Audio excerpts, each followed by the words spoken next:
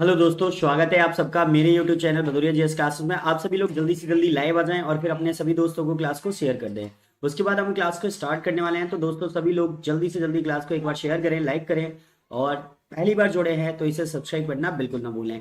दोस्तों आपको ये चीजें करती रहना है पहले से। मैं आज आपके लिए क्वेश्चंस जल्दी ही आपकी स्क्रीन पर डालने वाला हूँ। सभी दोस्तों को जल्दी से एक बार मतलब शेयर करें क्लास को। टीवी राधे राधे आपको, सौरभ शर्मा गुड इवनिंग, प्रवीण राधे राधे, अभिषेक लोधी जी गुड इवनिंग। चलिए सभी को गुड इवनिंग, राधे राधे, रोहित सिंह जी राधे राधे। चलिए जल्दी से सभी को एक बार क्लास को शेयर कर दें। आप अपनी तरफ से क्लास को शेयर करें और जल्दी से क्लास को शेयर करने के बाद हम क्लास को स्टार्ट करने वाले हैं। तो मैं जल्दी ही क्वेश्चन नंबर फर्स्ट आपकी स्क्रीन पर डालने वाला हूं। तो उससे पहले कि आप क्लास चालू हो 9 बजने में 5 मिनट में, अभी 1 मिनट बाकी है, तब तक आप सभी लोग जल्दी से जल्दी दोस्तों को शेयर करें, क्लास को लाइक करते चले। आते ही विकास प्रजापति जी राम राम। चलिए सभी लोग जल्दी से जल्दी एक बार क्लास शेयर करेंगे और फिर हम उसके बाद अपनी क्लास को स्टार्ट करेंगे। 9:05 होने वाले हैं, उससे पहले आपको जल्दी से क्लियर कर देना है, सभी दोस्तों को क्लास को शेयर करना है और ये आपका काम है, आपको जल्दी से क्लियर करना है। मैथिक विकास जी, रोहित तेरा एग्जाम कब है? अच्छा चलो, अभी एग्जाम डेट फाइनल हो गई है बहुत सारे लोगों की, तो आपस में बात कर लें बाद में, यहां पर कमेंटबाजी ना करें। तो जीके सागर वाले जय हिंद जी। चलिए बहुत बढ़िया, सभी लोगों को राधे राधे, जय हिंद, जय भारत। मोस्टली दोस्तों सभी लोगों का क्लास में स्टार्ट करने वाला हूं।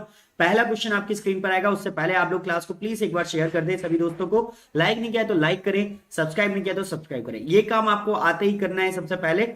नहीं, आज 20 क्वेश्चंस का टेस्ट होगा जिनको मैं आज थोड़ा सा सॉल्व कराऊंगा आप लोगों को थोड़ा डिटेल में। तो आपको क्लियर करना है, ये सारे क्वेश्चंस को क्लियर करते हुए चलना है। अब जो क्वेश्चंस आपको नहीं क्लियर होंगे उन सबको मैं क्लियर कराऊंगा, ठीक है। चलिए तो मैं आगे बढ़ता हूं और आपके लिए क्वेश्चंस को क्लियर करता हूं। तो पहला क्वेश्चन आपकी स्क्रीन पर डालने वाला हूं मैं, तो तैयार रहिए दोस्तों। पहला क्वेश्चन आपकी स्क्रीन पर है, संयुक्त राष्ट्र सुरक्षा परिषद के 5 स्थायी सदस्य हैं, कौन कौन से हैं? Option A B C D में से आपको चुनना है और जल्दी से मुझे क्लियर करके बताना है। तो आपको जल्दी से क्लियर करना है ये सभी क्वेश्चन। चलिए दोस्तों जल्दी से क्लियर करेंगे आप सभी कि संयुक्त राष्ट्र सुरक्षा परिषद के 5 स्थायी सदस्य कौन है? चीन, जर्मनी, रूस, ब्रिटेन, अमेरिका, या चीन, जर्मनी, यूएसए, ब्रिटेन और कनाडा, चीन, फ्रांस, रूस, ब्रिटेन और यूएसए, या चीन, कनाडा, फ्रांस, यूएसए और जर्मनी। तो आपको जल्दी से क्लियर करके बताना है। देखते कितने दोस्त बिल्कुल करेक्ट होंगे। विकास जाटव जी बिल्कुल करेक्ट आंसर है।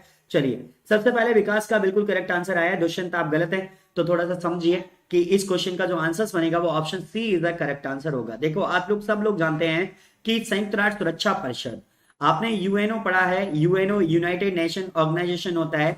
यूनाइटेड नेशन ऑर्गेनाइजेशन जो होता है, इसी के अंतर्गत हम जब बात करें तो संयुक्त राष्ट्र सुरक्षा मतलब संयुक्त राष्ट्र संघ, हम इसको बात कर सकते हैं हिंदी में संयुक्त राष्ट्र संघ की, जिसकी स्थापना हुई थी 24 अक्टूबर 1945 को। तो इसकी स्थापना कब हुई थी? 24 अक्टूबर 1945 को हुई। और यूएनओ के ही जब हम बात करते हैं तो यूएनओ में 24 अक्टूबर 1945 आप समझ सकते हैं। और इसी में क्या हुआ कि इसका एक महासभा का गठन किया गया। मेरी अंगूठी से थोड़ा सा गड़बड़ हो रहा है, आपकी स्क्रीन पर सही नहीं आ रहा है, 1 मिनट में कवर करता हूं, बस मैंने वो निकाल दिया है।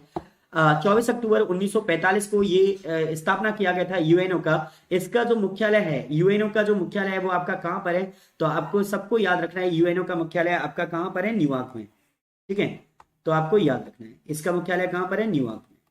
तो इस तरीके से अपन को ये सारी चीजें क्लियर करनी है। यूएनओ का मुख्यालय, और इसी महासभा के अंतर्गत जो हम बात करें, संयुक्त राष्ट्र सुरक्षा परिषद जो होता है, सुरक्षा परिषद के अंतर्गत 5 स्थायी सदस्य होते हैं जिनका नाम आपके सामने है, और 10 स्थायी सदस्य होते हैं। और कितने सदस्य होते हैं?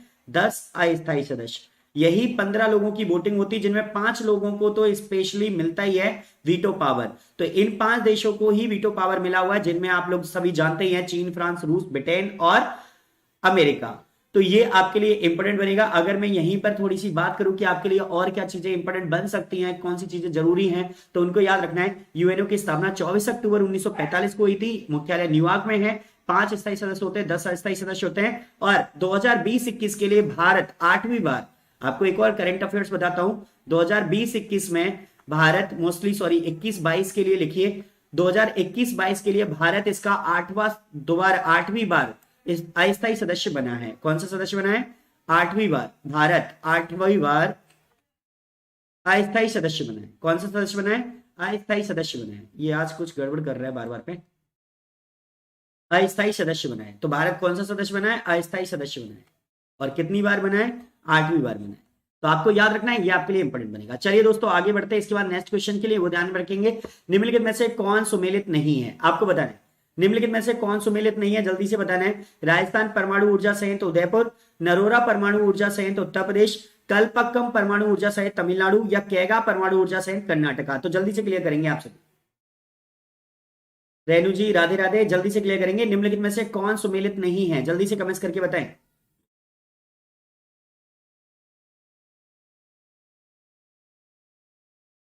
ओके गुलशन जी, आपने पहले बताया, कोई बात नहीं, सभी लोग लगातार बताते रहिए। बस आप लोगों ने जितनी भी अभी तक चैनल को लाइक शेयर और सब्सक्राइब नहीं किया तो प्लीज करते रहें, ये आपका काम है, आपको जल्दी से जल्दी ये करना है। तो दोस्तों आप अपना काम करिए और बाकी का सारा काम तो हम कर ही रहे हैं आपके लिए, ठीक है। तो जल्दी से जल्दी आप लोगों ने अभी तक चैनल को लाइक शेयर और सब्सक्राइब नहीं किया तो प्लीज करिए जल्दी से। और मैं आपके कमेंट शो कर ही रहा हूँ, देख रहा हूँ सभी लोग। देखिए दोस्तों वॉचिंग बहुत है, लाइक नहीं है, तो प्लीज लाइक भी करिए साथ में। तो निम्नलिखित में से कौन सुमेलित नहीं है, राजस्थान परमाणु ऊर्जा संयंत्र। मोस्टली लोगों ने डी ऑप्शन दिया है बेटा, आप लोग सभी गलत है। यहां पर देखो अपन में क्लियर करूं तो आप सभी ने गलत ऑप्शन चुना है। यहां पर जो बिल्कुल करेक्ट आंसर बनेगा वो ऑप्शन ए बनेगा। देखो राजस्थान में राजस्थान परमाणु ऊर्जा संयंत्र है उसको हम रावत वाटा के नाम से जानते हैं। किसके नाम से जानते हैं? रावत वाटा। और रावत वाटा राजस्थान का ही है, जो कनाडा के सहयोग से लगा था। रावत वाटा आपको याद रखना है, किसके सहयोग से लगाया गया? कनाडा के सहयोग से लगाया गया रावत वाटा। तो रावत वाटा उदयपुर में नहीं है, उदयपुर राजस्थान में तो आता है लेकिन रावत वाटा उदयपुर में स्थित नहीं है, याद रखिए। तो रावत वाटा कहां पर है? राजस्थान में ही स्थित है, लेकिन रावत वाटा जगह पर ही स्थित है। तो ये इसका परमाणु संयंत्र है। बाकी जो और दो जगह राजस्थान में लग रहा है, ये कोटा जिला में भी लग रहा है ना। और इसके बाद में अगर हम बात करें तो बांसवाड़ा, तो राजस्थान के दो और जिले पर परमाणु संयंत्र लगाने का प्रस्तावित है, जो है बांसवाड़ा, यानी यहां पर भी लग जाएगा। अगर आप राजस्थान पुलिस का एग्जाम देने वाले हो उनके लिए इंपॉर्टेंट बनेगा बांसवाड़ा और कोटा, दो जगह पर राजस्थान में। और क्या लगा सकते हैं? राजस्थान परमाणु संयंत्र लगा सकते हैं। तो राजस्थान परमाणु संयंत्र अभी जो स्पेशल है वो रावतवाटा में है, कनाडा में। ये कनाडा के सहयोग से लगा, मतलब मोस्टली आपको याद रखना है। चलिए अभी थोड़ा सा मैं क्लियर करता हूं इन चीजों को, तो थोड़ा सा देख ले। जैसे नरोरा परमाणु ऊर्जा संयंत्र उत्तर प्रदेश में, बिल्कुल करेक्ट आंसर है। कलपक्कम परमाणु ऊर्जा संयंत्र तमिलनाडु में, बिल्कुल करेक्ट है। और कैगा परमाणु ऊर्जा संयंत्र कर्नाटका में है, ये भी बिल्कुल करेक्ट है। जो आपका आंसर बिल्कुल करेक्ट होगा वो ऑप्शन ए होगा, राजस्थान परमाणु ऊर्जा संयंत्र उदयपुर में नहीं है, रावत भाटा में है। याद रखेंगे कनाडा के सहयोग से लगा था ये। चलिए आगे बढ़ते हैं। इसके बाद नेक्स्ट, सदीर किस नृत्य शैली का प्राचीन नाम है? बहुत इंपॉर्टेंट है और सभी लोग जानते ही हैं इसको, तो जल्दी से कमेंट्स करेंगे। सदीर किस नृत्य शैली का प्राचीन नाम है? कथक, ओडिसी, भरतनाट्यम या मोहिनी अट्टम? आप जल्दी से मुझे कमेंट्स करके बताएंगे दोस्तों, जल्दी से कमेंट्स करिए। देखते हैं कितने दोस्त इसको बिल्कुल करेक्ट करेंगे। आप सभी को जल्दी से क्लियर करना है। और प्लीज दोस्त चैनल को लाइक शेयर और सब्सक्राइब जरूर करें, ज्यादा ज्यादा दोस्तों को शेयर करते हैं जिससे सभी दोस्त हमसे आके तुरंत जुड़ जाए। ये आपका काम है, आपको करना ही है। चलिए अभी जल्दी से क्लियर करेंगे इस क्वेश्चन का आंसर, और आप सभी का कमेंट्स आना चाहिए मेरे पास जल्दी से जल्दी। ओके बहुत से लोग बी दे रहे हैं, बहुत से लोग सी दे रहे हैं। और रोहित ने सी दिया है, चलिए बहुत बढ़िया। अभिषेक ने सी दिया है, ओडीसी दे रहे हैं। धर्मेंद्र कुशवाहा जी गलत है बेटा आप। चलिए सौरभ सी दे रहे हैं, बिल्कुल करेक्ट है। देखो सी ऑप्शन देने वाले सभी दोस्त करेक्ट है, मैं यहाँ पे चेक करा देता हूं।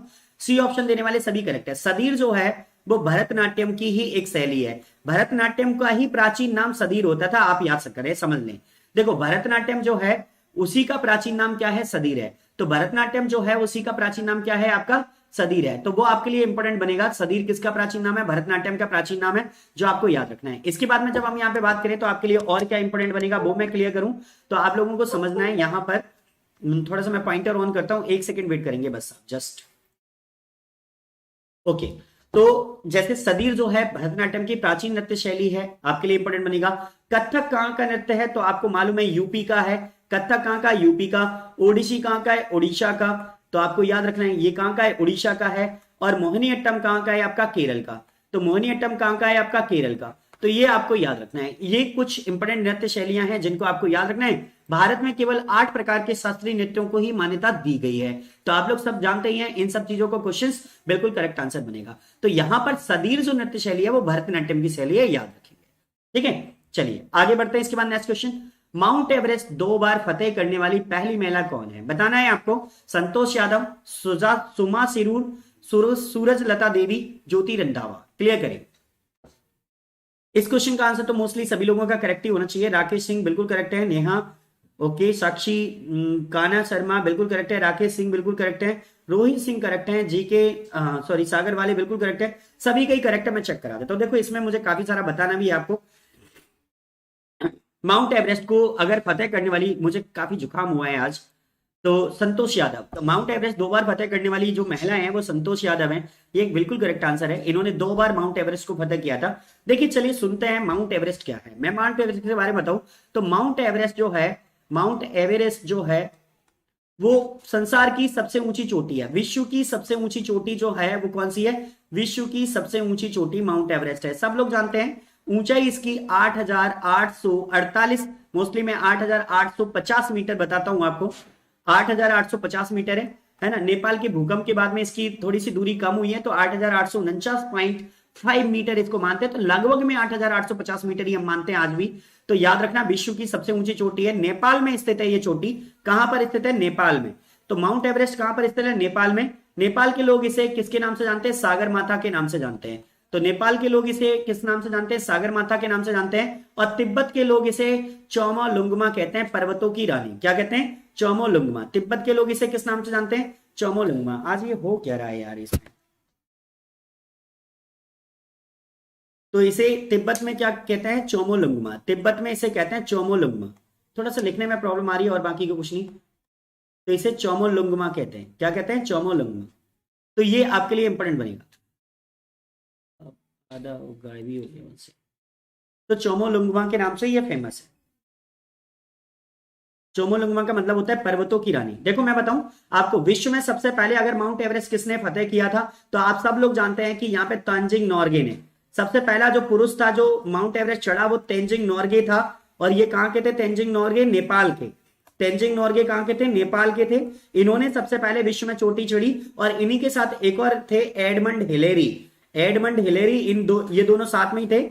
एडमंड हिलेरी न्यूजीलैंड के ही हैं, जो आप जान सकते हो सभी लोग। एडमंड हिलेरी कहां के? न्यूजीलैंड के। मैं शॉर्ट में लिख देता हूं, एडमंड हिलेरी कहां के थे? न्यूजीलैंड के थे। तो अपन को याद रखना है इन दोनों ने सबसे पहले एवरेस्ट की चोटी फतेह की थी। अगर पहली महिला की बात करें तो पहली महिला थी जुंको तेवई। अगर पहली महिला बात करें जिन्होंने एवरेस्ट को चढ़ा वो था जुंको तेवई। और जुंको तेवई कहां की थी? जापान की थी। कहां की थी? जापान की। लेकिन अगर भारत की पहली महिला पूछा जाएगा तो भारत की पहली महिला कौन बनेगी? बछेंद्री पाल बनेगी। कौन बनेगी? बछेंद्री पाल। तो ऐसे कुछ क्वेश्चन आते हैं। भारत की पहली महिला कौन थी? बछेंद्री पाल थी। और ये पहली भारत की महिला थी जिन्होंने एवरेस्ट को फतेह किया था। तो पहली महिला बछेंद्री पाल, विश्व की पहली महिला जंको तेवई, विश्व का पहला पुरुष जो एवरेस्ट को फतेह किया वो तेंजिंग नोर्गे नेपाल के। और इनके साथ ही दूसरे व्यक्ति जो बनते हैं वो है एडमंड हिलेरी। दोनों साथ में गए थे तो हम बहुत समझ सकते हैं उसको। ठीक है। अगर आपसे पूछा जाए माउंट एवरेस्ट को 2 बार किसने चढ़ा, तो संतोष यादव। इस टाइप से ये सारे क्वेश्चन आपको क्लियर होंगे, नेपाल से भी और बाकी के अदर से भी। नेक्स्ट क्वेश्चन के लिए बढ़ते हैं। आप लोग याद रखें, क्वांटो मैदान किस देश में स्थित है? आपको बताना जल्दी से क्लियर करके, क्वांटो मैदान किस देश में स्थित है? चीन, कंबोडिया, न्यूजीलैंड, जापान। तो आपको जल्दी से क्लियर करना है दोस्तों, जल्दी से क्लियर करेंगे आप सभी। क्वांटो मैदान किस देश में स्थित है आपको जल्दी से बताना। चलिए, बहुत सारे लोग बी बछेंद्री पाल को दे रहे हैं, मैथी खन्नी बी दे रहे हैं। देखो बी देने वाले थोड़ा सोचो तो सही। क्वांटो मैदान पूछे गए हैं, आप लॉजिक भी लगाओ। गलत आंसर है सबके, सबके गलत है। ए टू जेड सबने बी आंसर दिया है, सबके गलत है।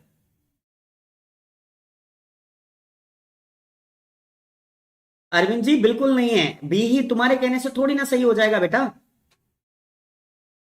आपसे पूछा गया क्वांटो मैदान कहां पर है?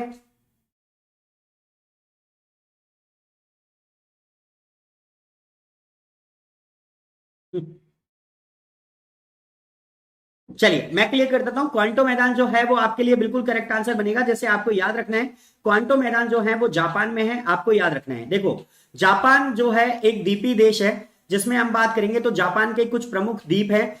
इसका जो द्वीप है ये होन्सु द्वीप पर स्थित है। किस द्वीप पर स्थित है? होन्सु द्वीप पर। तो क्वांटो मैदान जो है वो किसके लिए फेमस है? एक तो वर्षा के लिए और उद्योगों के लिए। किसके लिए फेमस है क्वांटो मैदान? अगर आपसे पूछा जाए क्वांटो मैदान किसके लिए प्रसिद्ध है? वर्षा के लिए प्रसिद्ध है और उद्योगों के लिए प्रसिद्ध है। ये यहां पर किसकी खेती की जा सकती है? तो अगर हम क्वांटो मैदान में बात करें तो ये सब्जी की, फल की, इन सब की खेतियां की जाती हैं। यहाँ पर काफी ज्यादा इंपॉर्टेंट है। ये होन्सु द्वीप पर स्थित है। तो आपको याद रखना है, होन्सु द्वीप जापान का प्रमुख द्वीप है। यहीं पर जापान की राजधानी टोक्यो बसी हुई है। कौन सी? टोक्यो। तो कभी कभी क्वेश्चन ये भी आ जाता है कि जापान की राजधानी टोक्यो किस पर बसी हुई है? होन्शु द्वीप पर बसी हुई है। देखो जापान में जो प्रमुख द्वीप हैं वो 4 प्रमुख द्वीप हैं, जिनमें हम क्यूसू, शिकोगु, होन्शु और होक्काइडो समझते हैं। तो पहला जो द्वीप है वो क्यूसू, दूसरा शिकोगु, शिकोगु, तीसरा होन्शु और होक्काइडो। और कौन सा? होक्काइडो।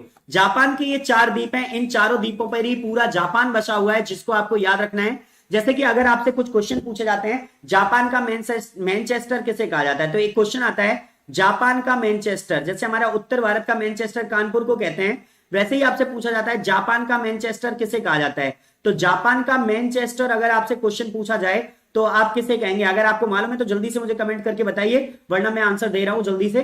तो आप लोग मुझे बताएंगे जापान का मैनचेस्टर किसे कहा जाता है। तो वेरी गुड, मैं थिंक विकास जी बिल्कुल करेक्ट है, ओसाका। ओसाका इधर जापान का मैनचेस्टर कहा जाता है, ओसाका को। तो ओसाका जापान का मैनचेस्टर कहा जाता है, बिल्कुल करेक्ट आंसर है ओसाका। आज थोड़ा सा मुझे पॉइंटर परेशान कर रहा है, मुझे बार बार डिस्ट्रैक्ट कर रही है। तो जापान का मैनचेस्टर ओसाका होता है। एक और क्वेश्चन आता है, जापान का डेट्रॉइट किसे कहा जाता है? देखो अमेरिका का एक शहर है डेट्रॉइट, जो काफी ज्यादा फेमस है। तो जापान का डेट्रॉइट किसे कहते हैं? ये भी कमेंट्स करके बताएं अगर किसी को मालूम है तो। अगर किसी को मालूम है तो जल्दी से क्लियर करें, जापान का डेट्रॉइट किसे कहा जाता है? आज मैं वही तो कह रहा हूं, थोड़ा सा मुझे लिखने में प्रॉब्लम आ रही है, पता नहीं क्यों ये पॉइंटर थोड़ा सा गड़बड़ कर रहा है आज मुझे। थोड़ा सा मैंने आज जल्दीबाजी में आपका मैच देख रहा था मैं, उसी समय पर थोड़ी सी गड़बड़ हो गई। तो जापान का डेट्रॉइट हॉकी, जापान का डेट्रॉइट हम किसे कहते हैं आपको बताना है। तो मैं बता दूं नागोया को। जापान का एक शहर है नागोया, नागोया। तो हम जापान का डेट्रॉइट किसे कहा जाता है? नागोया को कहा जाता है। किसको कहा जाता है? नागोया। तो ये आपको याद रखना है। चलिए, तो इतनी सारी चीजें आपको क्लियर करनी थी, ये आपके लिए इंपॉर्टेंट बनेगा। ठीक है, चलिए आगे बढ़ते हैं। अभी तो मैं रोज ही ले रहा हूं अनिल राठौर जी, बिल्कुल रोज ही करेक्ट, रोज ही क्लास ले रहा हूं। बस आप चैनल को लाइक शेयर और सब्सक्राइब दोस्तों को करते रहे, ये आपके लिए काम है, आप इसे करते रहे। तो क्वांटो मैदान कहां पर है? जापान में है, वर्षा और उद्योगों के लिए फेमस है। होन्शु द्वीप पर ही जापान की राजधानी टोक्यो बसी हुई है, और होन्शु द्वीप पर ही क्वांटो मैदान स्थित है। तो आपको याद रखना है, काफी इंपोर्टेंट है। चलिए आगे बढ़ेंगे। निम्न में से कौन सा कथन असत्य है आपको बताना है। सतह से हवा में मार करने वाली आकाश मिसाइलों को एयरफोर्स संस्करण का उड़ीसा के चांदीपुर के निकट एकीकृत परीक्षण रेंज से सफल परीक्षण किया गया। आकाश मिसाइल 25 किलोमीटर तक मार कर सकती है तथा यह 60 किलोग्राम तक की युद्धक सामग्री ले जाने में सक्षम है।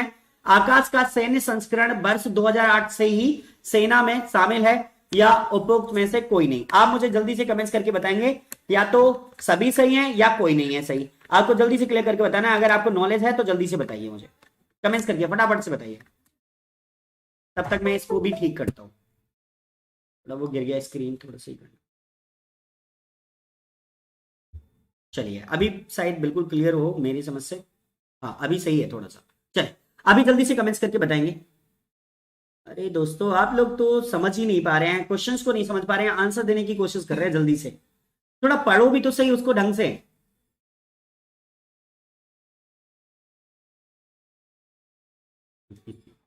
चलिए मैं क्लियर करता हूं, देखो ये उपरोक्त में से सभी सही है इसके। आपको ऑप्शन डी चुनना है, जो आपके लिए बिल्कुल करेक्ट आंसर बनेगा, ऑप्शन डी। ये जो है वो आपके लिए क्यों इंपॉर्टेंट है, कैसे इंपॉर्टेंट है, उन सबको समझना है आपको। तो काफी ज्यादा इंपॉर्टेंट बनेगा। ये क्या हो गया? तो काफी ज्यादा इंपॉर्टेंट बनेगा ऑप्शन डी। निम्न में से कौन सा कथन असत्य है? तो सतह से कोई भी असत्य नहीं है, सभी सत्य हैं, आपको याद रखना है। तो उपरोक्त में से कोई नहीं होगा। सतह से हवा में मार करने वाली आकाश मिसाइल ओडिशा के चांदीपुर के निकट एकीकृत परीक्षण से सफल परीक्षण किया गया, बिल्कुल करेक्ट आंसर है। आकाश मिसाइल 25 किलोमीटर तक मार कर सकती है तथा यह 60 किलोग्राम तक उत्तक सामग्री ले जा सकती है, बिल्कुल करेक्ट है।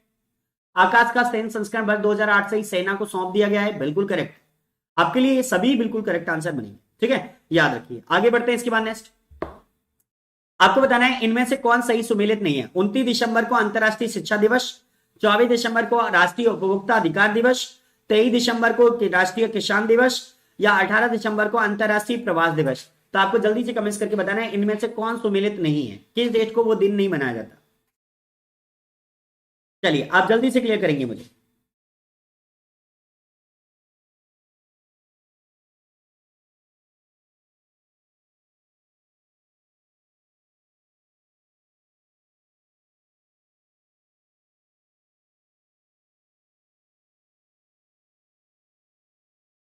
चलिए, यहां पर भी कोई सही नहीं लग रहा है मुझे। काफी क्वेश्चंस आपके गड़बड़ हो रहे हैं बेटा, ऐसे कैसे पास करोगे। आकाश बघेल यहां बिल्कुल करेक्ट है, अरविंद देख के 47 करेक्ट है। देखिए ऑप्शन ए 29 दिसंबर को, ये बिल्कुल गलत आंसर है। अंतरराष्ट्रीय शिक्षा दिवस जो मनाया जाता है वो मनाया जाता है आपका 24 जनवरी को। तो आपको याद रखना है अंतरराष्ट्रीय शिक्षा दिवस हम कब मनाते हैं, 24 जनवरी को मनाते हैं। 24 जनवरी को मनाते हैं, आप तो याद रखो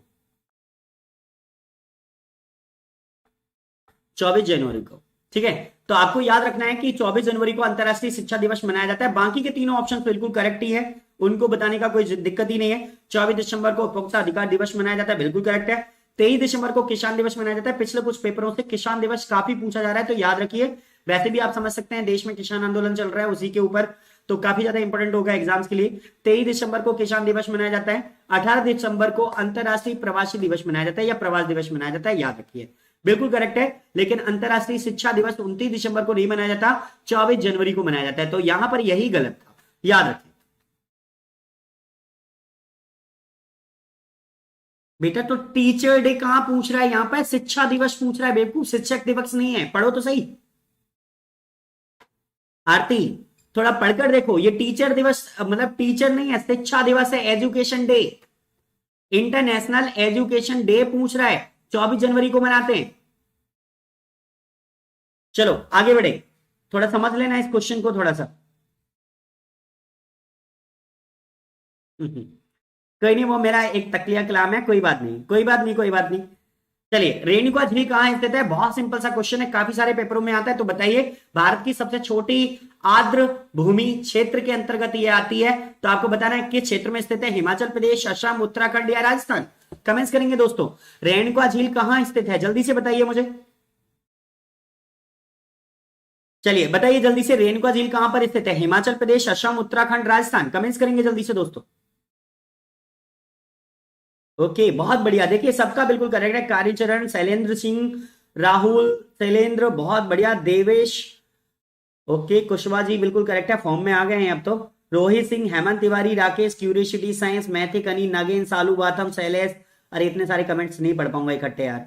काना शर्मा लास्ट में बिल्कुल करेक्ट है। चलिए मैं अभी क्लियर करता हूं। तो हिमाचल प्रदेश बिल्कुल सारा बिल्कुल करेक्ट है।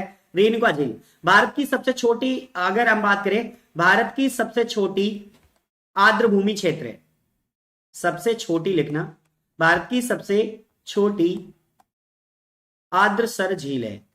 कौन सी झील है, आर्द्रसर झील है, याद रखेंगे। भारत की सबसे छोटी आर्द्रसर झील के रूप में ये जानी जाती है। तो ये आपके लिए बिल्कुल करेक्ट आंसर होगा। आर्द्र भूमि प्रदेश के अंतर्गत आती है, याद रखिए, रामसर साइट्स के अंतर्गत। चलिए आगे बढ़ते हैं, इसके बाद नेक्स्ट क्वेश्चंस के लिए आपके लिए। गुट निरपेक्ष आंदोलन की स्थापना में शामिल नेता कौन थे, आपको बताना जल्दी से। गुट निरपेक्ष आंदोलन की स्थापना में शामिल नेता कौन थे, Marshal Joseph Tito, colonel Nasser, या ए, बी और डी, यानी जवाहरलाल नेहरू भी इनमें शामिल कर ले। तो आप मुझे जल्दी से कमेंट्स करके बताएं, गुट निरपेक्ष आंदोलन की स्थापना में शामिल नेता कौन थे। काफी पहले ये क्वेश्चन बहुत ज्यादा आता था, 2014-15 के आसपास काफी सारे पेपरों में आता था। अभी ये क्वेश्चन डिफेंस एग्जाम्स में काफी ज्यादा पूछा जाता है, और हो सकता है आपके एसएससी एग्जाम्स में ये इस बार रिपीटेड हो, तो बहुत ज्यादा इंपॉर्टेंट है, याद रखिए, बहुत ज्यादा इंपॉर्टेंट है। गुट निरपेक्ष आंदोलन की स्थापना में शामिल नेता कौन थे, Marshal Joseph Tito, colonel Nasser या पंडित जवाहरलाल नेहरू। तो आपको जल्दी से क्लियर करना है। बहुत बढ़िया, जिन्होंने सी चुना सभी करेक्ट है, जल्दी से चेक कराएंगे। Option C is a correct answer, A B D. देखो गुट निरपेक्ष आंदोलन को आपको समझना है कि गुट निरपेक्ष आंदोलन की स्थापना 1961 में हुई थी। कब हुई थी, 1961 में। तो गुट निरपेक्ष आंदोलन की स्थापना कब हुई थी, 1961 में। इसे नॉन अलाइंग मूवमेंट कहा जाता है, नॉन अलाइंड मूवमेंट इंग्लिश में अगर हम बात करें तो नॉन अलाइंड मूवमेंट के नाम से जाना जाता है। 1961 में इसकी स्थापना की गई थी। अगर मैं इसकी बात करूं तो इसमें जो इंपोर्टेंट होगा कि इसका मुख्यालय जो है वो जकार्ता में है, इंडोनेशिया में। तो इसका मुख्यालय आपका कहां पर बनेगा, तो देखो मैं क्लियर करता हूं। इसका जो मुख्यालय है वो आपका जकार्ता में आएगा। कहां आएगा, इसका मुख्यालय जकार्ता इंडोनेशिया में। कहां पर है, जकार्ता इंडोनेशिया। तो ये आपके लिए काफी ज्यादा इंपॉर्टेंट है। देखो इसने एक थीम बनाई थी कि इसने ना तो मित्र राष्ट्रों के साथ सहयोग करना है ना ही दूरी राष्ट्रों के साथ, तो इसने उनके साथ तटस्थ रहने की नीति अपनाई थी, इसलिए गुटनिरपेक्ष आंदोलन है जो 3 लोगों ने मिलकर बनाया, Marshal Joseph Tito, colonel Nasser और पंडित जवाहरलाल नेहरू, तीनों ने मिलकर इसको बनाया था। आपके लिए इंपॉर्टेंट बनेगा, याद रखिए। आगे बढ़ेंगे नेक्स्ट। डायना मंदिर हेतु प्रसिद्ध स्थान है, बताइए, काठमांडू, मक्का, बैथेलम या एफेसस। आपको जल्दी से क्लियर करना है। डायना मंदिर हेतु प्रसिद्ध स्थान कौन सा है, आपको जल्दी से क्लियर करना है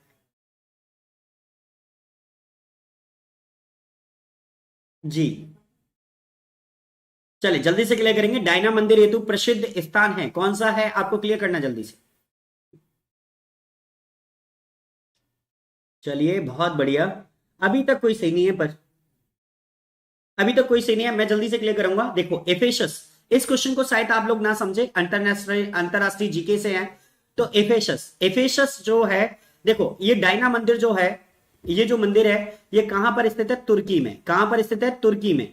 और तुर्की के किस जगह पर, एफेसस पर। तुर्की के कहां पर, एफेसस पर। तो आपको याद रखना है डायना मंदिर जो है वो तुर्की में स्थित है।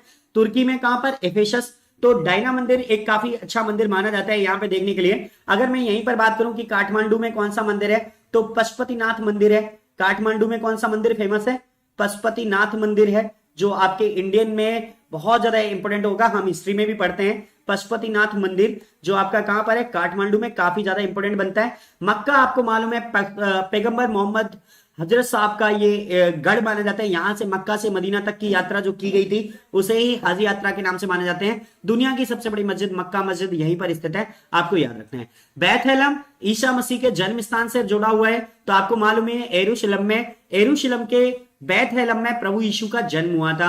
तो बैथेलम ईसा मसीह के जन्म से संबंधित है। इस तरीके से ये क्वेश्चंस आपको क्लियर करने हैं जो आपके लिए वेरी वेरी मोस्ट इंपोर्टेंट बनेंगे दोस्तों। चलिए इसके बाद नेक्स्ट क्वेश्चंस की ओर आगे बढ़ लेते हैं। तो नेक्स्ट क्वेश्चन आपकी स्क्रीन पर है, नींद का अध्ययन कहलाता है। बायोलॉजी से क्वेश्चन है, आपको क्लियर करना है। तो नींद का अध्ययन कहलाता है हिप्नोलॉजी, क्रोमेटोलॉजी, ऑर्थोलॉजी, क्रोनोलॉजी। तो आपको जल्दी से क्लियर करना है और जल्दी से क्लियर करके बताना है। तो नींद का अध्ययन कहलाता है हिप्नोलॉजी, क्रोमेटोलॉजी, ऑर्थोलॉजी या क्रोनोलॉजी। आपको जल्दी से कमेंट करना है दोस्तों, बताइए जल्दी से, नींद का अध्ययन हम क्या कहलाते हैं, बताइए जल्दी से कमेंट्स करके। देखते हैं बहुत सारे लोगों का बिल्कुल करेक्ट आंसर, देखते हैं कितने लोग करेक्ट दे पाते हैं। अच्छा बहुत बढ़िया, हिप्नोलॉजी, बहुत लोगों ने आंसर दिया है। नींद का अध्ययन हिप्नोलॉजी कहते हैं, डेफिनेटली कहते हैं बेटा, बिल्कुल करेक्ट आंसर है। जिन्होंने हिप्नोलॉजी कहा है वो सभी करेक्ट हैं। देखिए सभी लोग बिल्कुल करेक्ट हैं और यहां पर option A is a correct answer, hypnology. Hypnology बिल्कुल करेक्ट है। नींद का अध्ययन कहलाता है हिप्नोलॉजी, ठीक है। तो हिप्नोलॉजी का अध्ययन है नींद का अध्ययन, ठीक है, स्टडी ऑफ स्लीपिंग। तो क्वेश्चन याद रखना। क्रोमेटोलॉजी जैसे आपके पास दिया गया है, क्रोमेटोलॉजी, अगर मैं यहां पे क्रोमेटोलॉजी की बात करूं तो क्रोमेटोलॉजी के अंतर्गत हम रंगों का अध्ययन करते हैं, कलर का अध्ययन करते हैं, ये आपके लिए इंपॉर्टेंट बनेगा। तो क्रोमेटोलॉजी में हम किसका अध्ययन करते हैं, रंगों का अध्ययन करते हैं। अब रंगों के अध्ययन के विज्ञान को हम क्या कहते हैं, तो क्रोमेटोलॉजी कहते हैं। ये आपको याद रखना है, रंगों के अध्ययन के विज्ञान को हम क्या कहते हैं, क्रोमेटोलॉजी कहते हैं। अब यहाँ पे ऑर्थोलॉजी लिखा हुआ है, यहाँ पे ऑर्थोलॉजी की अगर हम बात करें तो हड्डियों का अध्ययन क्या कहलाता है, ऑर्थोलॉजी कहलाता है, हड्डियों का अध्ययन, ठीक है, हड्डियों का अध्ययन। अगर हम यहां से आपके लिए और पूछा जाए क्रोनोलॉजी, तो समय काल का अध्ययन, काल चक्र का अध्ययन क्या कहलाता है, काल चक्र का अध्ययन क्रोनोलॉजी कहलाता है। तो काल चक्र का अध्ययन हम किसको कहते हैं, क्रोनोलॉजी को कहते हैं। तो याद रखिए।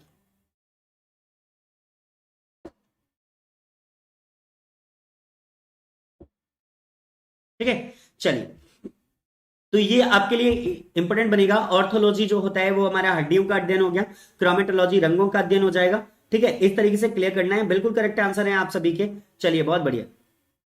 और गाइस चैनल को प्लीज लाइक शेयर और सब्सक्राइब जरूर करना है आपको। नेक्स्ट क्वेश्चन आपके पास है और ये काफी ज्यादा इंपॉर्टेंट बनेगा। चित्रकालियों से थोड़ा सा क्वेश्चन को समझना है आप सभी को और बताना है। मेहंदी राजस्थान की लोक कला है, आपना पहाड़ी क्षेत्रों की है, अरिपन, अरिपन को ही हम मधुबनी कहते हैं। तो आपको याद रखना, अरिपन को ही हम मधुबनी चित्रकला कहते हैं, काफी ज्यादा इंपॉर्टेंट होती है मधुबनी पेंटिंग्स। तो अर्पण, अर्पण, अर्पण या मधुबना एक ही बात है, मधुबनी एक ही बात है, या चौक पूर्णा उत्तर प्रदेश। तो आपको बताना है इनमें से कौन सा ऑप्शन बिल्कुल करेक्ट है। 1 2 4 4, 1 2 1 3 4, 3 4 2 1 या 4 3 2 1। तो आपको जल्दी से कमेंट करना है। यहां पर मैं ऑप्शन 1 को सही कर देता हूं, 3 4 बना लें इसको, ये थोड़ा गड़बड़ हो गया था। चलिए अभी क्लियर करेंगे आप, जल्दी से आंसर आना चाहिए आप सभी का। बहुत बढ़िया, राकेश सिंह जी, रोहित सिंह बिल्कुल करेक्ट है, नेहा शर्मा, रोहित सिंह, बरेलिया सुषमा बिल्कुल करेक्ट है आप। ओके बहुत बढ़िया, अभिषेक लोधी बिल्कुल करेक्ट है, देवेश भारद्वाज बिल्कुल करेक्ट है। चलिए मैं चेक कराऊंगा, प्राची ठाकुर बिल्कुल करेक्ट है, मोहित भारद्वाज, आरती शिकरवार, यूपीएससी लेवल का क्वेश्चन पूछ लिया सर, अच्छा हेमंत तिवारी, नहीं बेटा इतना नहीं है, आपको समझ नहीं है। देखो इसका पहला ही ऑप्शन बिल्कुल करेक्ट है, मैं आपको बता दूं। देखो मेहंदी तो आप सब लोग जानते हैं हमारे सुहाग की निशानी मानी जाती है मेहंदी को, तो राजस्थान काफी ज्यादा इंपॉर्टेंट बनेगा, तो मेहंदी राजस्थान की है, अपना पहाड़ी क्षेत्रों का ही है। सब वही चीजें हैं जो आप लोक कला के तौर पर जानते हो, वो सब लोक कला में फेमस है हमारे यहाँ पर। जैसे अरिपन, अरिपन मधुबनी पेंटिंग्स होती हैं जिनमें काफी सारी डिजाइन नक्काशियां की जाती हैं। बिहार की फेमस पेंटिंग है मधुबनी, हाथी वाथी और घोड़े वगैरह ये सब नक्काशी की जाते हैं लहंगे पर, दीवालों पर, पेंटिंग्स में, ऐसे करके आपको याद रखना है। और चौक पूर्णा उत्तर प्रदेश का प्रमुख है, आप सबने अभी पूरा होगा, दौजी तो निकली अभी थोड़े दिन पहले, दीपावली पर भी चौक पूज कर हम लक्ष्मी जी का पूजन करते हैं, तो चौक पूर्णा यानी वही चौक चौक सातिया वगैरह बनाना, ये सब चौक पूर्णा होता है, उत्तर प्रदेश की लोक कला है। तो बिल्कुल करेक्ट आंसर होंगे 1 2 3 4, जैसे जैसे क्वेश्चन दिया वैसे वैसे उनके ऑप्शन दिए सामने, तो हमारा जो आंसर बनेगा वो 1 2 3 4 बनेगा, यानी ऑप्शन ए बिल्कुल करेक्ट आंसर होगा। ठीक है बेटा, तो बिल्कुल करेक्ट आंसर है आपका। चलिए सभी का बिल्कुल करेक्ट है, आगे बढ़ेंगे नेक्स्ट। निम्न में से कौन सा एक युग्म सुमेलित है, याद रखें, लाल त्रिकोण किसका प्रतीक है, परिवार नियोजन का, रेड क्रॉस डॉक्टरी सहायता, अस्पताल, खतरा, यातायात रोकने का चिन्ह है क्या, हरा प्रकाश रास्ता साफ सिग्नल है, सभी सुमेलित हैं। आपको बताना है इनमें से कौन सा एक सुमेलित है या नहीं है, आपको जल्दी से क्लियर करके बताना है।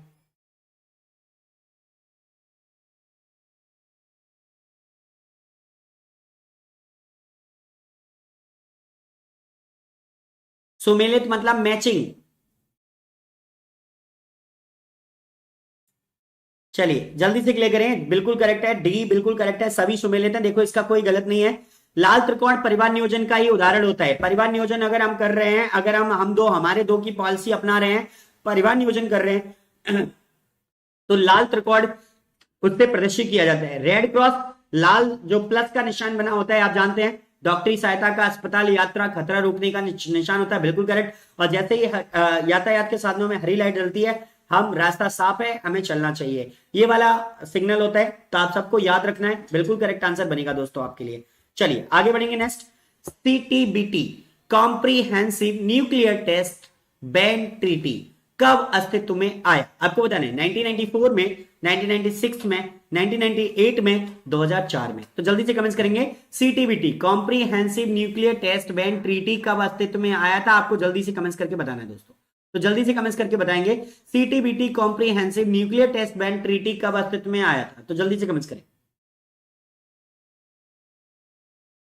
ओके सभी सही थे, बिल्कुल करेक्ट आंसर था। ओके बहुत बढ़िया, जल्दी से कमेंट्स करें इसका।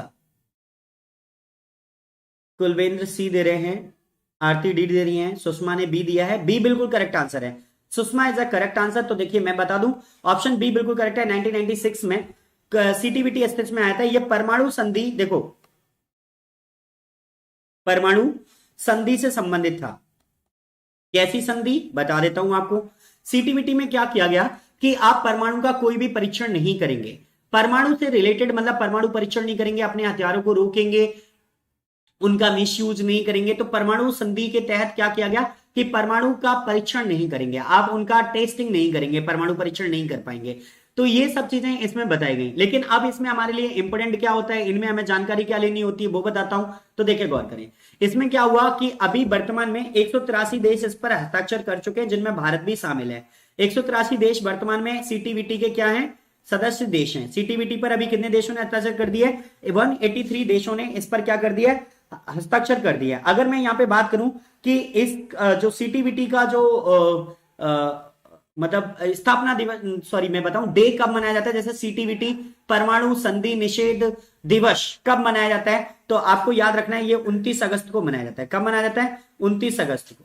29 अगस्त को हम हर बार क्या मनाते हैं? अंतरराष्ट्रीय परमाणु परीक्षण निषिद्ध दिवस मनाते हैं। तो अंतरराष्ट्रीय परमाणु परीक्षण निषेध दिवस मनाते हैं। ठीक है, 1996 को ये शुरू हुआ CTBT, nuclear comprehensive nuclear test bank treaty इसका प्रमुख नाम है। परमाणु संधि के लिए अस्तित्व में आया। 183 सदस्य देश इसके वर्तमान में सदस्य हैं। 29 अगस्त को अंतरराष्ट्रीय परमाणु परीक्षण नाम दिवस मनाते हैं। तो ये आपके लिए काफी ज्यादा इंपॉर्टेंट होगा, जो आपको याद रखना है। ठीक है, चलिए इसके लिए आपके लिए ये सभी चीजें इंपॉर्टेंट बन जाती हैं। अगर मैं बात करूं कि इसका मुख्यालय कहां पर है, तो वियना ऑस्ट्रिया में है। तो आप लोग थोड़ा सा अगर मुख्यालय भी समझना चाहते हैं तो समझ लें कि इसका मुख्यालय ऑस्ट्रिया की राजधानी वियना में स्थित है। वैसे सबने ही करेक्ट आंसर दिए थे ज्यादातर लोगों ने, पर काफी लोग वियना ऑस्ट्रिया में है, आपको याद रखना है, ये बिल्कुल करेक्ट है। ठीक है बेटा, एक आध दो बढ़ गए होंगे तो उनको याद में रखना थोड़ा सा। देवेश भारद्वाज, अभी हाल फिलहाल 183 हम रख लेते हैं क्योंकि हमारे पास आंकड़ा अभी इतने का ही है। ठीक है, अगर एक आध दो बढ़ गए होंगे बीच में तो मैं अगले क्लास में उसको कंफर्म कर दूंगा। ठीक है, अभी वेट करें। 183 देश बिल्कुल करेक्ट है। चलिए आगे बढ़ते हैं। इसके बाद नेक्स्ट, डाओचेंगे एंडिंग एयरपोर्ट कहां स्थित है? डाओचेंगे एंडिंग एयरपोर्ट कहां स्थित है? थाईलैंड, फिलीपींस, चीन, तिब्बत। आपको जल्दी से कमेंट्स करना है। डाओचेंगे एंडिंग एयरपोर्ट कहां पर स्थित है? नाम से ही संबंधित होता है, तो जल्दी से कमेंट्स करके बताएं। वैसे तो मैंने चारों पांचों नाम ही एक जैसे दे दिए हैं, पर आपको ऑप्शन से चुनना है जल्दी से। चीन तो नहीं होगा, ये बिल्कुल पक्का है, आपको जल्दी से कमेंट्स करना है। चीन नहीं होगा। नागिन गलत है, राकेश सिंह जी गलत हैं, साक्षी भी गलत है, मोहित बिल्कुल करेक्ट है, मोहित भारद्वाज बिल्कुल करेक्ट है। सबसे पहले आंसर है सैलिन का, मोहित का सबसे पहले था, फिर सैलिन का है। डी ऑप्शन देने वाले सभी करेक्ट है। Tibet is a correct answer. देखो, डाओचेंगे एंडिंग एयरपोर्ट जो है वो तिब्बत में स्थित है, ये बिल्कुल करेक्ट आंसर है। अगर मैं यहाँ पे बात करूं तो यह दुनिया का सबसे अधिक ऊंचा पर स्थित हवाई अड्डा है और तिब्बत के सिचुआन प्रांत में स्थित है। किसमें? तिब्बत के सिचुआन प्रांत में स्थित है। तिब्बत के ये सिचुआन प्रांत में स्थित है ये जो एयरपोर्ट है। और अगर मैं बात करूं तो ये विश्व का सबसे ऊंचा जो है एयरपोर्ट है। 4411 मीटर की इसकी ऊंचाई है लगभग में। कितनी? 4411 मीटर की इसकी ऊंचाई है, जो आपको याद रखनी है। अगर मैं यहां पर बात करूं कि अपने लिए और क्या क्या चीजें इंपॉर्टेंट बनेंगी, तो उन सब की चीजों की मैं बात करता हूं। तो दाओचेंगे एयरपोर्ट जो है वो तिब्बत में स्थित है, सिचुआन प्रांत में स्थित है, 4411 मीटर ऊंचा है, विश्व का सबसे ऊंचाई पर स्थित एयरपोर्ट है। ये आपके लिए याद रखना है। अगर मैं यहीं पे बात करूं स्वर्ण भूमि एयरपोर्ट कहां पर स्थित है, तो आपको याद रखना है वो थाईलैंड में है। अगर कभी स्वर्ण भूमि करके पूछा जाए, स्वर्ण भूमि इंटरनेशनल एयरपोर्ट, तो इंटरनेशनल एयरपोर्ट कहां पर स्थित है? स्वर्ण भूमि थाईलैंड में। और चीन का एक प्रमुख होता है, तो चीन का भी बता देता हूं। तो आपको याद रखना है कि चीन का जो प्रमुख है वो डैक्सिंग हवाई अड्डा है। डैक्सिंग इंटरनेशनल एयरपोर्ट, ये यहां का फेमस है। तो अपन को याद रखना है स्वर्ण भूमि कहां पे? थाईलैंड में, डैक्सिंग है चाइना में, और सिचुआन प्रांत में तिब्बत में दाओचेंगो एंडिंग एयरपोर्ट है, जो विश्व का सबसे ऊंचा एयरपोर्ट है। तो आपको याद रखना है, ये काफी ज्यादा इंपॉर्टेंट बनेगा। चलिए आगे बढ़ते हैं। इसके बाद नेक्स्ट क्वेश्चन, लास्ट सफर किसने चित्रित किया था? बहुत ज्यादा इंपॉर्टेंट है, जल्दी से आंसर देंगे। लास्ट सफर किसने चित्रित किया था? कौन सा पेंटर था, कौन सा चित्रकार था, आपको बताना है। Michael Angelo, Leonardo da Vinci, Pablo Picasso या रेम्ब्रांट? तो आपको जल्दी से कमेंट्स करके बताना है मुझे दोस्तों। लास्ट सफर किसने चित्रित किया था? जल्दी से कमेंट्स करेंगे, बहुत ज्यादा इंपॉर्टेंट बनेगा। माइकल एंजेलो तो नहीं होंगे। सैलन सिंह जी बिल्कुल करेक्ट है। आर्टुल सिकरबार करेक्ट थे। चलिए बहुत बढ़िया, सैलन सिंह बिल्कुल करेक्ट है। बी ऑप्शन देने वाले सभी करेक्ट है। चलो मैं चेक करा देता हूं जल्दी से। लास्ट सफर लियोनार्डो दा विंची का प्रमुख पेंटिंग है, चित्रित है, इन्होंने किया था। इनका जो इन्हें फेमस, जो ज्यादातर फेमस हुआ है वो मोनालिसा से हुए हैं। ये किससे हुए? मोनालिसा पेंटिंग इन्होंने ही बनाई थी, लियोनार्डो दा विंची ने। तो मोनालिसा के लिए आप सब लोग इसको ज्यादातर जानते हैं कि इनको काफी अच्छी तरीके से जानते हैं, लियोनार्डो दा विंची को, मोनालिसा पेंटिंग्स के लिए। और इन्होंने लास्ट सफर भी पेंटिंग बनाई थी। तो आपको याद रखना है ये इन्हीं की पेंटिंग है। ये कहां के थे? इटली के प्रसिद्ध चित्रकार थे। कहां के थे? इटली के। माइकल एंजेलो भी इटली के प्रसिद्ध चित्रकार थे, आपको याद रखना है। ये भी कहां के थे? प्रमुख इटली के प्रमुख चित्रकार थे, इतालवी चित्रकार है। तो आपको याद रखना है ये मूर्तिकार भी थे माइकल एंजेलो, तो एक चित्रकार भी थे, मूर्तिकार भी थे, तो दोनों ही बनाते थे। तो आपको याद रखना है माइकल एंजेलो, तो है ना। अब आते हैं पाब्लो पिकासो पर। तो पाब्लो पिकासो जो हैं वो प्रमुख स्पेन के प्रमुख चित्रकार हैं। कहां के हैं? स्पेन के पाब्लो पिकासो, ये भी काफी ज्यादा, पिकासो की पेंटिंग करोड़ों रुपए में बिकती हैं, आप सब लोग जानते ही इनको, किसी पहचान के मोहताज नहीं है ये। और रेम्ब्रांड जो है वो नीदरलैंड के प्रमुख चित्रकार हैं। कहां के हैं? नीदरलैंड के। ये जो प्रमुख चित्रकार हैं वो कहां के हैं? नीदरलैंड के। रेम्ब्रांड को नीदरलैंड का प्रमुख चित्रकार माना जाता है। तो रेम्ब्रांड कहां के हैं? नीदरलैंड के। बिल्कुल करेक्ट आंसर होगा। चलिए नेक्स्ट क्वेश्चन के लिए आगे बढ़ते हैं, जो आपके लिए इंपॉर्टेंट बनेगा। वो देखिए, ऊंटों का प्रसिद्ध व्यापार किस वार्षिक मेले का हिस्सा है? आपको क्लियर करना है। ऊंटों का प्रसिद्ध व्यापार किस वार्षिक मेले का हिस्सा है? बताइए। उदयपुर मेला, थार मेला, कुंभ मेला या पुष्कर मेला? तो ऊंटों के लिए प्रसिद्ध व्यापार मेला किस वार्षिक मेले का हिस्सा है? जल्दी से कमेंट करेंगे आप सभी। ये तो डेफिनेटली सबका करेक्ट होना चाहिए। देखते हैं कितने दोस्त बिल्कुल करेक्ट आंसर दे पाएंगे, तो जल्दी से बताइए दोस्तों। प्लीज चैनल को लाइक, शेयर और सब्सक्राइब जरूर करें। अगर आप पहली बार जुड़े हैं तो इसे सब्सक्राइब करना बिल्कुल ना भूलें। सब्सक्राइब तो जरूर करते रहें, ये आपका हक बनता है, और लगातार हमें भी अच्छा लगता है कि आप इतनी मेहनत करने के बाद अगर एक लाइक मिल जाता है तो मजा आता है। ओके, बहुत बढ़िया। देखिए, Pushkar is a correct answer. तो चलिए मैं बताता हूं, ऊंटों के लिए प्रसिद्ध मेला जो है वो पुष्कर मेला है, और ये पुष्कर मेला कार्तिक पूर्णिमा को लगता है। कब लगता है? कार्तिक पूर्णिमा को लगता है। तो आपको याद रखना है, राजस्थान के पुष्कर जिले में लगता है कार्तिक पूर्णिमा को। कब लगता है? कार्तिक पूर्णिमा को लगता है, पुष्कर जिले में लगता है। तो कार्तिक पूर्णिमा को लगेगा, है ना। और ये कहां लगता है? पुष्कर में लगता है। पुष्कर कहां आता है? राजस्थान में। ठीक है, पुष्कर राजस्थान में ही लगता है। कुंभ मेला सब लोग जानते हैं 12 वर्ष बाद लगता है। 4 जगह पे कुंभ मेला लगता है। विश्व का सबसे बड़ा मेला जो है वो कौन सा है? विश्व का सबसे बड़ा मेला, या धार्मिक मेला मान सकते हैं। विश्व का सबसे बड़ा धार्मिक मेला, सबसे बड़ा कौन सा मेला? धार्मिक मेला। विश्व का सबसे बड़ा धार्मिक मेला कुंभ मेला होते हैं। भारत में 4 जगह पर कुंभ मेला का आयोजन किया जाता है। अगर मैं बात करूं तो 1 जनवरी से स्टार्ट होते हैं और 30 अप्रैल तक चलते हैं। 1 जनवरी से स्टार्ट होते हैं और कब तक चलते हैं? 30 अप्रैल तक चलते हैं। तो ये आपको याद रखना है कि कुंभ मेला का डेट जो है वो जनवरी, फरवरी, मार्च, अप्रैल, 3-4 महीने लगभग रहती है। तो जनवरी से अप्रैल तक ये चलते हैं। तो आपको याद रखना है 1 जनवरी से स्टार्ट हो जाता है कुंभ मेला और 30 अप्रैल तक चलता है। आप लोगों को मालूम है प्रयागराज में कुंभ लगता है, नासिक में लगता है, उज्जैन में लगता है, और आपका कहां लगता है? हरिद्वार में लगता है। तो 4 जगह कुंभ मेला लगाए जाते हैं। ये आपको याद रखने, जो आपके लिए इंपॉर्टेंट बनेंगे। क्लियर हुआ कि नहीं हुआ मुझे बताइए। चलिए बहुत बढ़िया। थार मेला का क्या काम है बेटा? थार मेला राजस्थान के राजस्थान में लगता है, रेगिस्तान में लगता है, थार जिले में। थार मतलब जो बड़वा, क्या नाम है, जो यहाँ का जो राजस्थान का पिछला वाला हिस्सा होता है, जैसे जैसलमेर, बाड़मेर वगैरह, इन जगहों पर ये आयोजित किया जाता है। तो इस उस इंपोर्टेंट सब ही अपनी जगह पर होते हैं, लेकिन यहाँ उतना ज्यादा इंपोर्टेंट नहीं होगा। तो आपके लिए जो इंपोर्टेंट है वो कुंभ और पुष्कर ही है, तो मैं उन्हीं को पढ़ा रहा हूँ। आगे बढ़ते हैं नेक्स्ट। स्वतंत्रता की प्रतिमा, स्टेच्यू ऑफ लिबर्टी, कहां स्थित है? आपको बताना है। Paris, Washington, Geneva, New York. Comments करें जल्दी से, जल्दी से कमेंट्स करें।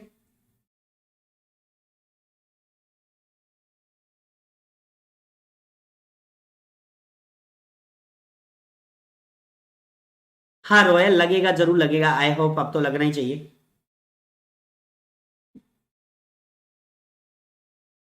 चलो बहुत बढ़िया, सबका बिल्कुल करेक्ट आंसर है न्यूयॉर्क में। देखिए, स्टेच्यू ऑफ लिबर्टी न्यूयॉर्क शहर के मैनहट्टन द्वीप पर लगी हुई है। कहां पर लगी है? न्यूयॉर्क शहर में मैनहट्टन द्वीप पर। कौन से द्वीप पर? मैनहट्टन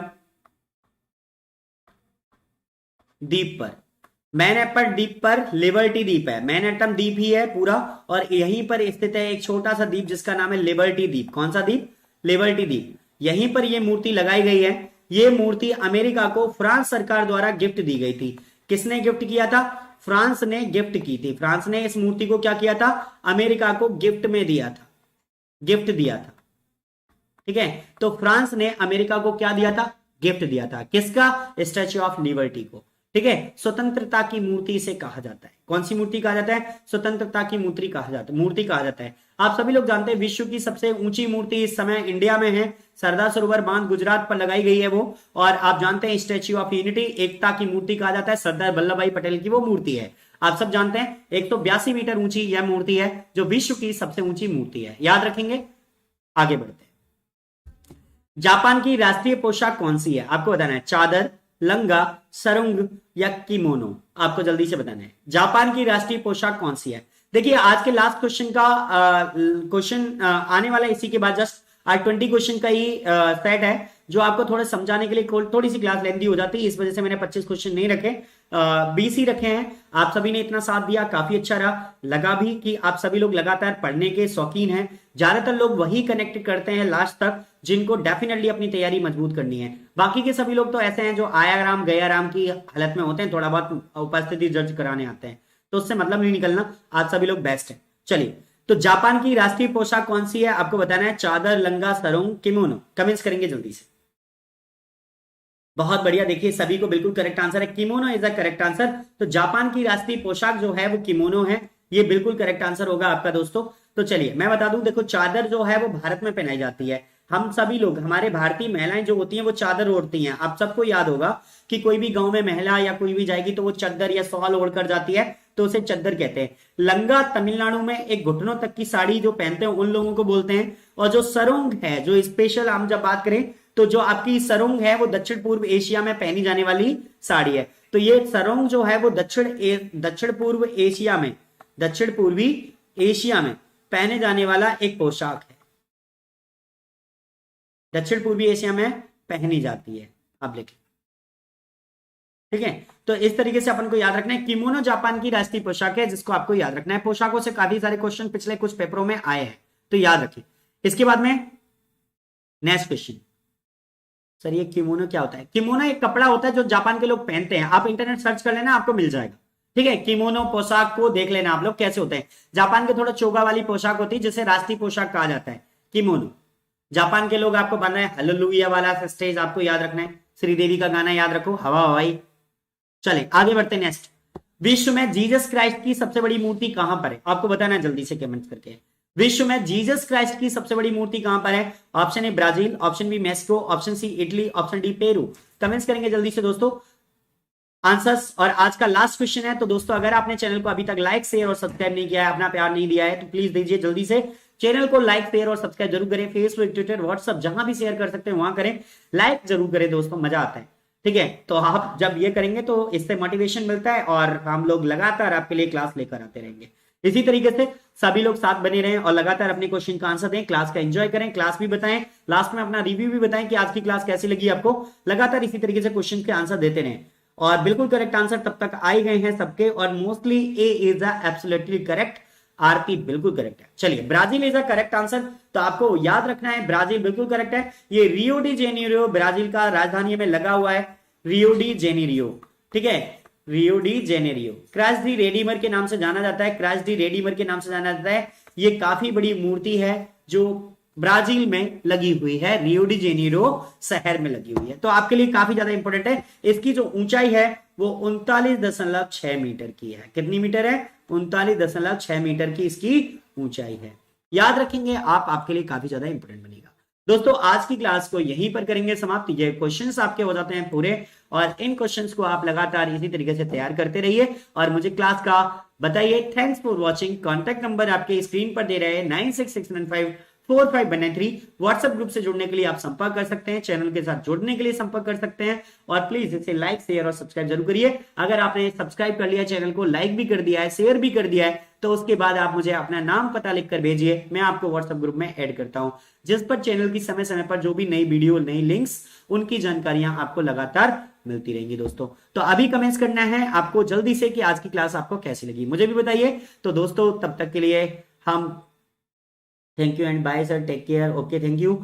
बहुत ही अच्छी थी क्लास सर, डिटेल जो बताया, thank you. Rohit Singh ji, okay, class super रही सर, बहुत बढ़िया। अरविंद सिंह जी, चलिए। सौरभ शर्मा जी बिल्कुल करेक्ट है, ओके, ठीक है, अभी पीछे ही रह गए हैं आप। चलिए कोई नहीं, लगातार आप सभी लोग इसी तरीके से चैनल के साथ बने रहिए। तब तक एकदम मस्त। भूपेंद्र सिंह कुशवाहा जी बिल्कुल बहुत बढ़िया, थैंक यू, बहुत अच्छी है, ओके। मोहे जी बहुत बढ़िया। चलिए, तो लगातार आप क्लास को प्लीज एक बार जाते जाते शेयर जरूर कर दें। शेयर का ऑप्शन आपके क्लास जैसे ही आप बैक आएंगे उसी तरीके से शेयर का ऑप्शन, आप सभी लोग इतने समझदार हैं कि नेट पे चलाते ही हैं, शेयर, डाउनलोड, है ना, सब्सक्राइब करने का ऑप्शन आपको डायरेक्ट मिल जाएंगे। जहां भी आप जो भी चैनल चलाते हैं उस पर आप डायरेक्ट शेयर करिए, कभी कभी स्टेटस भी लगाया करिए दोस्तों, मजा आता है। चलिए, तो इन्हीं सब शुभकामनाओं के साथ में आपके लिए मिलते हैं कल की क्लास में। तब तक के लिए जय हिंद, जय भारत, राधे राधे दोस्तों, नमस्कार।